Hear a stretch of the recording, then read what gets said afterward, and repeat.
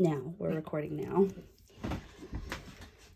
All right, hi, it's me, Marina. And husband is here too. Say hello, husband. Hello, husband. We are planning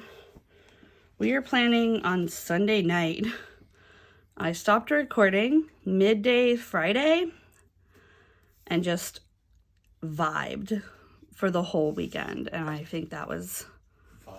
Vibed? I vibed. Is that a thing the children say? Yeah. Because it sounds like you were using a vibrator all weekend. But no, I was not. I was vibing, man. I don't know what that means. Just vibing. No, I just just hang out and not have a purpose really, or not have an agenda, and just have a fun time and not have to be wait, I'm gonna write this down. Did we eat sandwiches at 2 or 3? Gotcha. You feel me? I do feel you. Cool. I'm gonna navigate over to the calendar on my computer and move this so I can see it. My pencil is getting very close to minimal pencil size for me. Baby pencil. I feel like I've got about an inch more usable. I do love the way a wooden pencil smells and feels in the hand. Yeah, it's very satisfying. I didn't use them for a long time, and I've kind of gotten back into it, and I've really enjoyed it. The one thing I kind of like to find is I don't know. I mean, this pencil sharpener is actually pretty good. The only thing is I think I'm probably going to have to replace the blades on it in a little bit. But I didn't even know you could do that. You probably can't on a lot of cheaper ones, but you can on this one. You can order a little tack of blades from Blackwing. Nice. Yeah. I actually replaced the blades on this one a little while ago because it came with some spare blades. It was a marked difference when I replaced them. Because, it was just not working at all. And then I replaced the blades, and it was like, no, I'm working great. So, sold on that. Awesome. Yeah. Yeah, I just don't... What's the word I'm looking for? I don't really use pencils. Yeah. I have started using these erasable pens because I find that they're really useful. But if I were to try and approximate the experience that I have with my reusable pens with pencils, I would need multiple different colors of pencils. And then also they would have to be the type of colored pencil that erases, which isn't always all the colored pencils. It's a whole thing. Yeah, I don't know. I'm not sure why it is that I like pencils. I feel like part of it is just I appreciate the I mean, you could make the same argument about pens, but I feel like there's an element of as you use a pencil, it changes. And it just feels more like you're interacting with something natural and alive. I don't know. I very much agree on that as well. Could just be a consequence of getting older. And having more interest in things that don't hide their transient nature. I like that too. I feel that I like that philosophy, but I still don't like pencils. Well, I suppose they're not for everyone. Yeah, I mean, that's the whole thing, right? Is that, some people like pencils and some people like pens. Yeah. Some people like both. And we pretend those people don't exist. No, I'm joking. That was a by erasure joke. If you wanted to catch that. So noon until 6, your parents are here? What? Next Sunday. All right.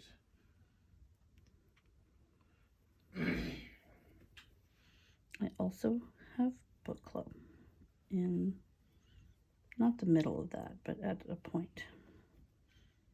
So we'll have to step out.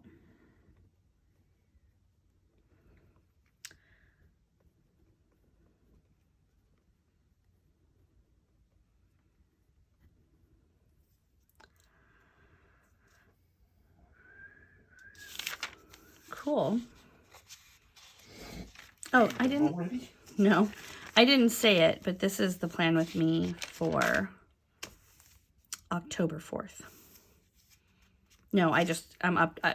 October 4th is now updated, but I have not put planning in for, what's the word I'm looking for? I do not know. October 11th. So I'm going to block out the calendar with one of these sticky labels. They are Avery 5160s. Although these are not Avery brand. I don't know what, I don't know whose these are. But if you're looking for labels this size, the size that covers up the Hobonichi calendar perfectly, it's 1/2 of an Avery 5160. How many mail merges have I fucking done in my life that I know this label size by heart? Too many. Yep, I don't know that I've ever done a mail merge. It's a term that always is... It never makes sense to me. Like, there are certain terms where I'm just like... It feels like what's happened here is... This has become a term that refers to something now distinct from the words that the term contains. No, that's what it means, mail merge. You've explained it to me, and I have never understood how it constitutes what I would understand as a merge. Because you're merging a table with a document. That is not how I would talk about merging something. It's a jaywalker. It's got none of the strengths of a document and all of the problems of a table. Because to me, that's not merging, that's conversion. No, well, it could be convergence. I could call it a mail converge, but then what the fuck does that mean? Is there data in both of these things which you combine to create a third item? Yes, that is how it works. Item? The mailing itself. So when you are mail merging, you have like a document, a Word document, and you put these like programming for babies tags in the document, like name, address, greeting, etc. And then the document, which is usually a letter or an envelope or a label for an envelope,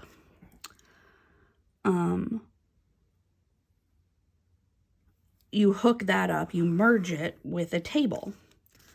And the table has all of the things in it. So in the document where it says,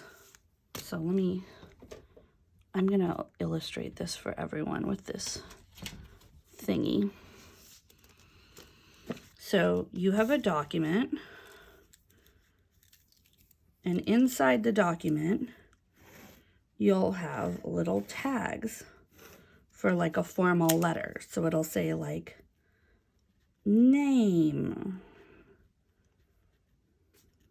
or like address. I mean, usually it doesn't say address. It has all the pieces of the address that you have to like put together. And then in the document, it'll be like, dear name.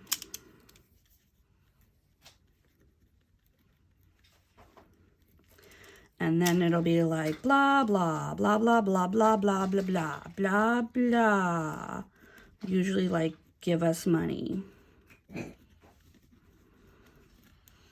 And then you sign it. And then you have like a table, an Excel table, usually, somewhere else that has like name and address And then it has the name and address for like a ton of people.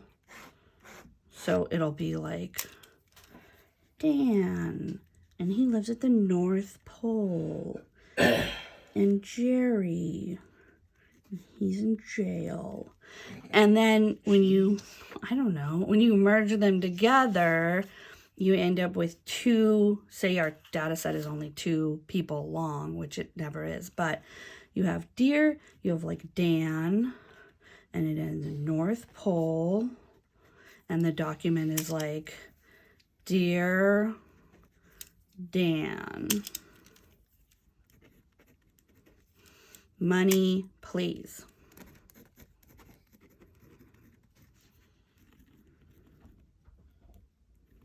With big sad eyes. And then it'll be another document, but this one is Jerry. But it's the same, like, money, please document. Interesting. And that is how mail merging works, children. Two friends.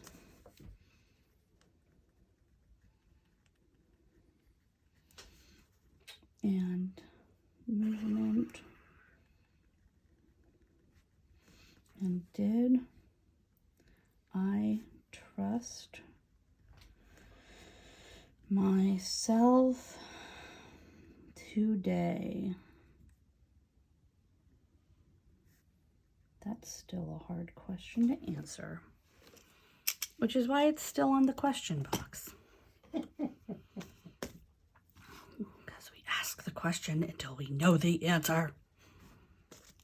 And other things. But yeah, so that's how mail merging works. Or like in the event of like envelopes or like labels that you're going to put on envelopes, you have a bunch of like, you have a big label sheet in Word, and then you put in the label, you know, name, address, etc., repeating. And so every label does a different name and address from a different row of the document, of the Excel sheet. Gotcha. Oh, are we working on Monday, the 11th? Because it is Indigenous Peoples Day. I am working on Monday the 11th. We might not be at New Coyote. Gotcha.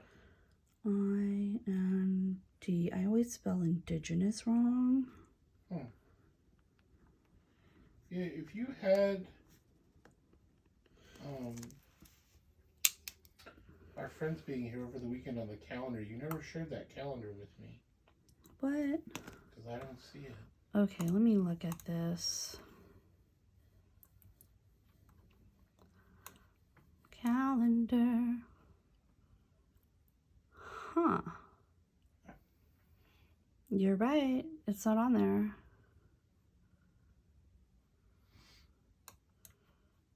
Or... Weird, I could swear it was on my phone.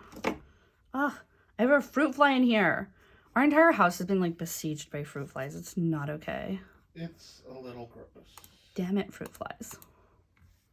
Can't you tell that I have stuff to do? There's enough fruit in this house as it is.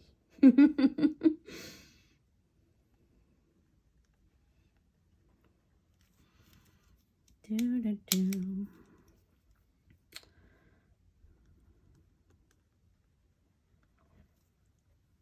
Oh, I feel a little bit...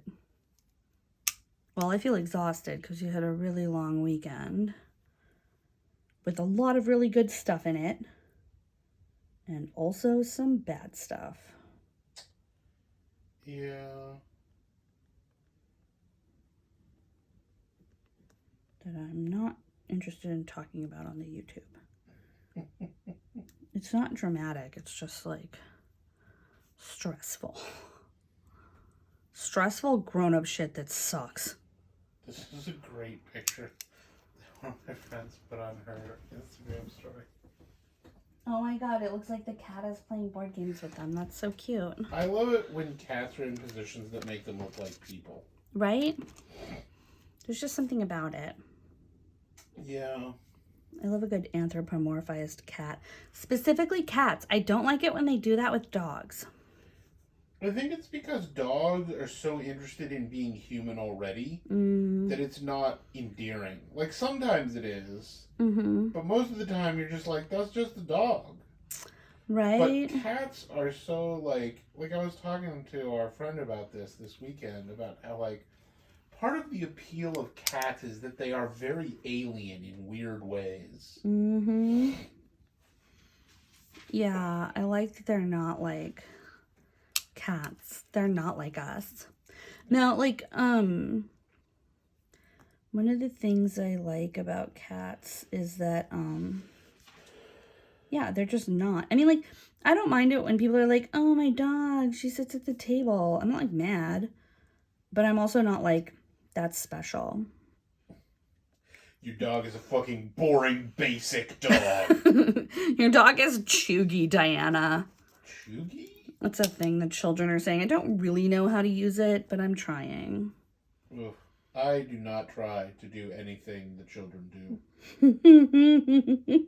I just really like the way it sounds. Chuggy. Chuggy. I don't know. It's too risky. I don't like to use words when I don't understand what they mean pretty well. It means, like, kind of cringy. If you say so. Do you have anything scheduled on Saturday? This coming Saturday? That is correct. No. Okay. Do-do-do. So, we're going to have soup because there's nothing scheduled. Well, I'm writing it down. Yeah. Cool. I mean, I, at this point, don't really plan meals for the weekends because they are even less predictable than the week.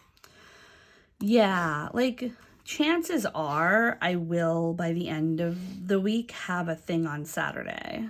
I just don't have it in the calendar now, and I don't know about it right now. Yeah, it wasn't necessarily that I was like, I don't know, that I was like, if there's something, I won't make the soup. It was more like, is there something going on that day that might affect what I want to make for food? Although, soup is a good meal to make if people are coming over, because it's not that hard to make a lot of it. And we frequently don't... Also, it's not that expensive to make a lot of it. Yeah. And we frequently don't eat leftover soup. You're sort of right. I eat leftover congee, and I eat leftover chili. Neither of those are soups. They are fucking soups. No, congee is a porridge, and chili is fucking chili. Chili is not soup. You are too literal with your soup categorization. Categorization means nothing unless it means something. I don't know what that means, and I disagree. Hey Siri, is chili a soup? Here's an answer from Thrillist.com. Chili doesn't usually have broth or stock, and therefore it is not a soup. Eat Fuck my you. entire ass. Fuck you, Siri. You fucking traitor. This is why I have Man Siri. Ugh. Man Siri will tell you the same shit. I can't ask. I'm on the phone right now. Oh, here, I have my watch. My watch is in my pocket. I wouldn't do it because I'm pretty sure it will trigger the phone and then it will stop recording. Yeah. Okay, I won't. I wouldn't do then it. I won't ask. But I know that if only my Siri and my camera could work independently of each other, that Siri would agree with me. Siri would not agree with you. She would. You can't just put a damp food in a bowl and call it soup. There are rules. We are not savages. A damp food? Well, that's the only other thing that brings all those things together.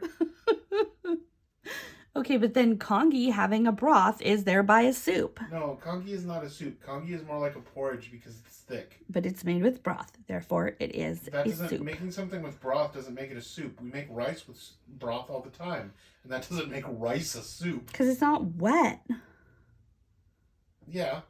See, I'm right. Would you define malto meal as a soup? No, that's a porridge, duh. Yes! Malto meal doesn't have broth in it. So It if has I made- milk in it. If I made malto meal with broth, would it suddenly become a soup? No, it would just be trash because that's disgusting. What's wrong with you? Oh my god. Yeah, well, that makes my point. Broth doesn't make a soup. What? No, a bad soup is still a soup. So malto meal would become a soup if I made it with broth, is what you're saying. You're so fucking committed to this that you will look me in the eye and tell your husband of 5 years that malto meal is a fucking soup. Yes, I You're will. full of shit, and you are lying out your ass right now, and you know it. No, I'm right and you're wrong. Is the difference? That's not how between this us. works. That's not how any of this works. I'm trying to write in my planner and you are messing it Well, up. if you would accept the truth about soups, porridges, and chilies, No, a porridge is not. Congee is not a. Well, it can be a porridge because it's like a porridge, but it's also a soup. No, it's like how is it also a soup? because it's got a broth, bro. Hey Siri, what is congee?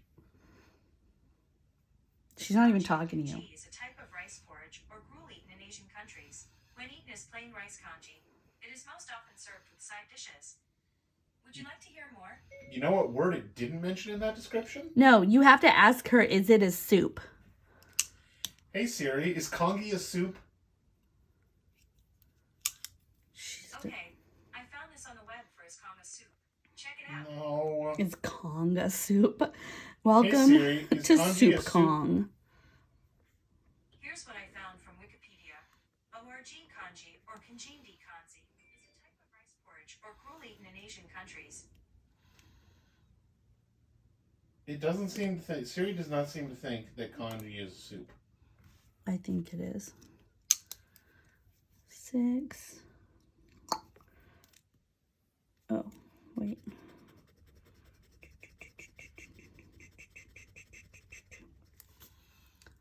From 6 to 8. Oh, I'm not going to put a boxer on that. Ridiculous.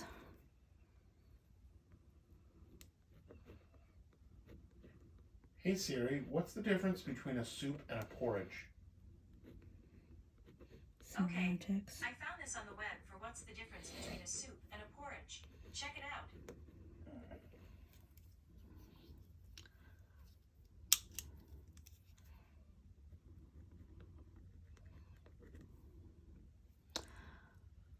What's it say? This. So, according to this thing, WikiDiff,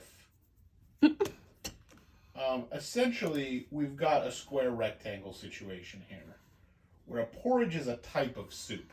Mm-hmm.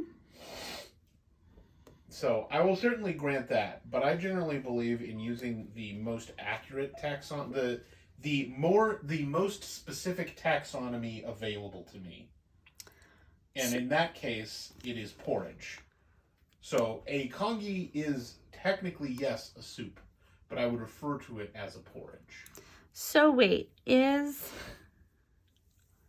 so confused. So then is malto meal a friggin' porridge? Malto meal is definitely a porridge. I mean, is it a soup? You could probably call it a soup. I mean, there are many types of soups. They're not all savory. You know? What? I mean, congee isn't necessarily savory either. Like, you could make it with water and rice. And then you could put sugar in it, you know? Which is essentially what malto meal is. Fair, I guess. Big if true. I mean, I feel like at a certain point we start to get into a sort of cube rule situation. Yeah, like where is we're a like, by the taco a rules we've sandwich? defined, you know, what are some of the better ones? Like a soup is a type of salad. Yeah, because it's like vegetables, but then if there's meat in it, it's a different type of... Well, soup is a something. type of wet salad because the cube rule is based on where the starch is, and there's no starch in a salad. Mm. And there's also no starch in a soup. Gotcha. Like a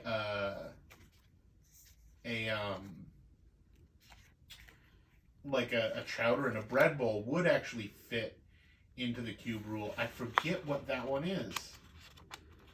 When it's On 3 sides? well, it would be on 5 sides. It's every side except the top. Oh, right. I think that is actually a bread bowl. That might be what they call it. Yeah, I think that's called a bread bowl. Cube rule of food. The cube rule of food is legitimately one of my favorite things ever.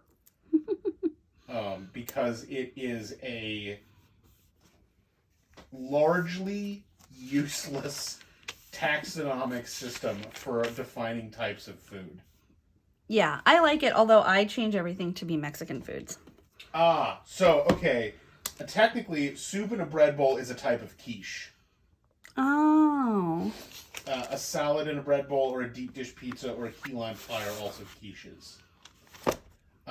Some of the great ones are like a corn dog is technically a calzone. Mm-hmm. Because a calzone is where the starch covers everything. The one that made you really mad is that a burrito is a type of sushi. It's not. A sushi is a type of burrito, fucking assholes. I will totally allow it. I have no problem redefining these to use, like, Mexican foods. Mm-hmm. Although, we should say, taco is already one of them. So they already recognize the universality of the taco. Yeah, because duh. But, like, the toast is one of them. Toast could easily be a tostada. Mm-hmm. Sandwich, I forget the Spanish word for sandwich. Fuck. Sandwich? Sando? No. It's not coming to me, and it won't, because I'm under pressure. I also love that they describe toast as a type of sandwich. Well, and like, here's my theory. Here's my theory of the cube rule. If we were in Japan, a burrito would be a sushi, but we are not. We are in America, where a sushi is a burrito. Yeah. So it's a regional.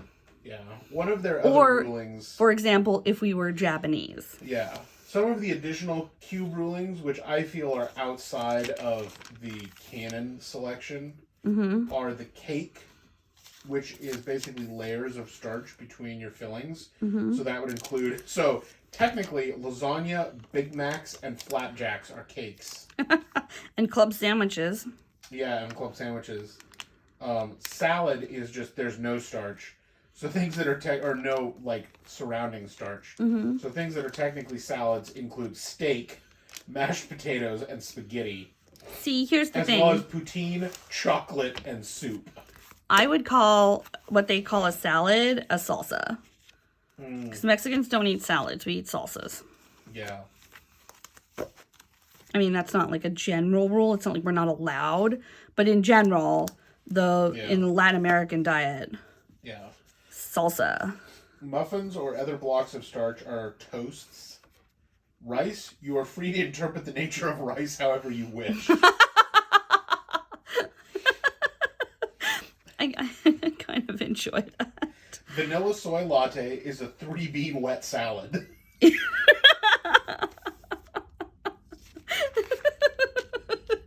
I'm telling you, man, the cube rule is revolutionary. Then vanilla soy latte is a 3-bean salsa. But I also love that in the header of this website, because they have a website on it, they're like, the cube rule of food identification, as seen in the Webby Awards, the Washington Post, and Maryland courts. What the fuck is... it was in the court, like the court system? Yes, it was used as an argument in a court case. What fucking court case? I forget which one. I read about it. Because that's bonkers. Oh, I'm going to put some stickers to commemorate the day that you bought me some pumps.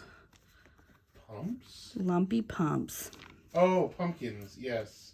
He got one that's so lumpy, you guys. I love it. Yeah, a case called Joey DePizza LLC versus Mayor and City Council of Baltimore. What? How? What?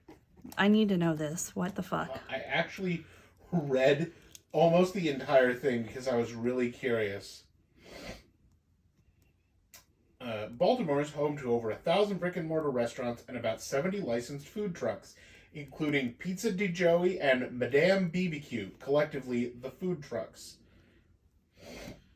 Baltimore City Code, Article 15, paragraph 17 through 33, known colloquially as the 300-foot rule, prohibits mobile food vendors from conducting business within 300 feet of brick-and-mortar establishments that sell primarily the same kind of food. So he used the cube rule to establish that he was selling a fundamentally different type of food? I think so. That's amazing. What a genius. Yeah, I don't think he won. Oh, never mind. Fuck you, Joey. Autumna. All right. I think it's time to go. I don't know how long we've been doing this, but yeah, we're over 30 minutes, so this will probably cut us off. Okay. Bye, everybody. Bye.